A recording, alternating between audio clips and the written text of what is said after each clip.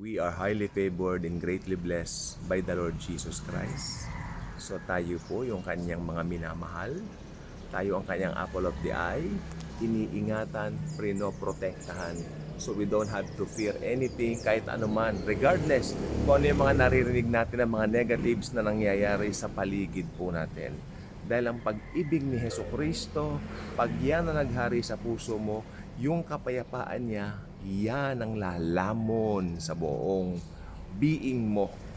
Ibig sabihin, lalamunin ka ng grace, lalamunin ka ng biyaya niya. Grabe. Grabe yun. Akalain mo yun? Habang ang mundo natatakot, kinakabahan, ikaw nandyan ka, protected ka. Mahal ka niya. Okay?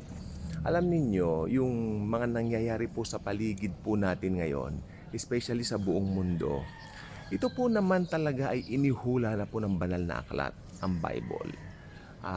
Ngayon, ano ba yung pwede nating maging quickest reaction sa mga ganitong mga bagay? Unang-una, itatanong muna kita, tinanggap mo na ba si Jesus as your personal Lord and Savior? Meaning, born again ka na ba? Born again Christian ka na ba? Okay. Pag nasagot ay hindi pa, kakabahan ka nga.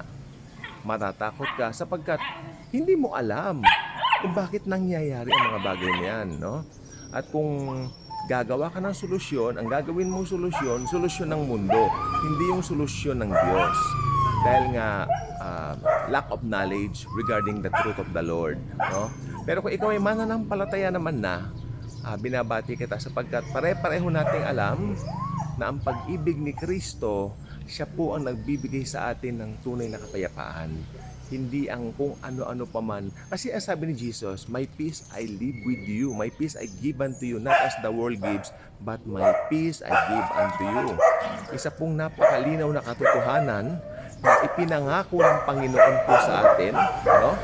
Na kailangan maging stand natin regardless ng kung ano man nangyayari sa paligid po natin. Hindi natin ibabatay based sa nangyayari sa paligid, based sa nangyayari sa mundo, kung ano yung magiging pakiramdam natin sa mga bagay na yan. Ibabase po natin yan sa kanyang biyaya, sa kanyang pagmamahal, no? Alam natin dahil tayo po ay kanyang mga anak, proprotektahan po niya tayo. Ngayon, isang tanong lang po gusto kong itanong po sa inyo, no? Aware po ba kayo sa nangyayari sa paligid po ninyo? Aware po ba kayo bilang Kristiyano o aware po ba kayo bilang tao? Kasi pagka tatanungin mo yung mga tao na hindi mananampalataya, ang sagot lang nila dyan ay parang may mangyayaring something pero hindi nila mapaliwanag. Pero sa atin, alam natin, it's part of prophecy. It's part of the tinatawag na things na matatagpuan sa Book of Revelation. Ngayon, nasa Book of Revelation na po ba tayo? Matagal na po. Matagal na po. Pero hindi pa po na-unfold yung mabibigat na propesiya. Kasi unang-una po, alam ninyo, makinig pong mabuti ano, pero sa Bible po, may mga binanggit na mga nasa huling mga panahon na tayo bago dumating yung bagay na yon. Ibig sabihin, bago mag-rapture. Bago mag-rapture, tayo po nandito pa rin po tayo sa panahon, no, ng church age. Pero nasa dulo na po tayo ng church age. Okay? Kaya medyo may mga bagay na pong nagaganap ngayon na parang, sabi nga nung iba, feeling nila, nandun na raw po tayo. Wala pa po tayo doon. Kaya nung nagkaroon ng COVID-19 pandemic 6 years ago, pinangangalandakan talaga nung iba na pag nagpabakuna ka raw, tatanggapin mo na yung mark of the beast. Isa lang ang tanong ko dati, nasaan yung halimaw?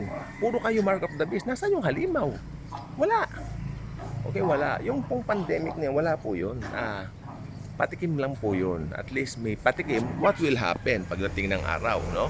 Pero naniniwala po ko, hinahanda na po yung system para pagdating nung, alam niyo na kung sino yun, uupo na lang siya. Gagamitin na lang niya yung sistema. No? Sapagkat pag nakahula po talaga sa Biblia, mangyayari po yan. At pansinin po ninyo ha, mangyayari po ang bagay na yan na parang hindi napapansin ng mundo. Yes, may shift po. May mga pangyayari pong nagbago po lahat pero hindi napapansin ng mundo, nagbabago na. No? Pero ang nakakapansin po ng mga pagbabago, guess who? Mga Kristiyano. Kasi alam natin nakasulat sa Biblia yan. Kaya nga po tatanggalin tayo dito ng Panginoon, no? Bago dumating yung 7 years of tribulation na yan. And besides, pag nandito tayo during that time, mabubuko yung Antikristo sapagkat talagang ikakanta natin siya. Aayan ang Antikristo. Hindi tayo matatakot. Kahit bantaan tayo eh. Ganun ang Kristiyano, hindi ka matatakot kahit bantaan ang buhay mo eh. Kasi alam mo, nakatayo ka, nakatindig ka sa salita ng Diyos. Okay po ba? So, kaya aalisin tayo dito, dadagitin tayo. And may pagdagit pong magaganap. It means mayroon po talagang rapture of the church. May nagsabi nga po sa akin, bakit parang natatagalan naman yata si Lord? Alam mo si Lord, nasa kalendaryo na po niya yan. Kalendaryo niya, hindi natin kalendaryo. Unfortunately, tayo, mainipin tayo. Kailan ba nangyari yun? Maraming beses na rin po nating inisip na, ay sana dumating ka na Panginoon. Maraming beses na rin po may mga nangyari mga world events na seemingly parang yun na, no? Tapos meron pa nga, natatandaan nyo, last year, yung September 23, 2025, rapture na raw. Di ba yung si Joshua, yung Father Joshua, yung kanyang sinabi na nagpakita raw si Jesus Christ sa kanya, mga tipong ganyan. Siyempre, maraming Kristiyano na sasabik pong makauwi. No? May nag-comment pa nga rito, may nag-comment kasi dito, sabi niya, sana mag-rapture na. Then may nag-comment back naman, huwag ka nga selfish. Sabi niya, huwag kang selfish. Kanya, marami pang mga hindi nakakilala. Tama rin naman po yun, no? Gusto kasi ng Panginoon lahat hanggat maaari mo. Pero hindi po mangyayari yun kasi mas malawak po talaga ang daan ng kapahamakan. Pero yung mga maliligtas hanggat maaari, maligtas na po sila. Kasi yung pinakahuli-hulihang hentil, makinig po mabuti, pag yung pinakahuli-hulihang hentil na makakakilala kay Kristo ay nakakilala na, magra-rapture na po. Kasi nakatakda na po yan eh. Nakatakda na po yan, no? Kaya pag nakakilala na po yung huling hentil na yon kay Kristo, that's it. That's the rapture of the church. Dadagitin na po tayo. Pero lugi naman po yun. Lugi yung nakakilala kay Kristo pa lang, tapos nag-rapture agad. Hindi niya na-enjoy yung relasyon niya kay Kristo dito sa lupa. Masarap. Kasi tignan mo, nandito ka sa lupa, magulo ang mundo, pero alam mo, dahil na kay Kristo ka, may kapayapaan ka, iniingatan ka niya, at ini-enjoy mo yung mga blessings niya. Iba yung blessings na galing sa Lord. Iko-correct ko po ito, may nagsabi, pero blessings galing kay Satanas. No, si Satanas po hindi nagbibigay ng blessings. Pakinig po, ang binibigay ni Satanas po, panlilin lang. It's not blessing. Yung blessing, please, gamitin lang po natin yun kay Jesus. Hindi mo pwedeng gamitin yung salitang blessing kay Satanas. Hindi nag-bless si Satanas.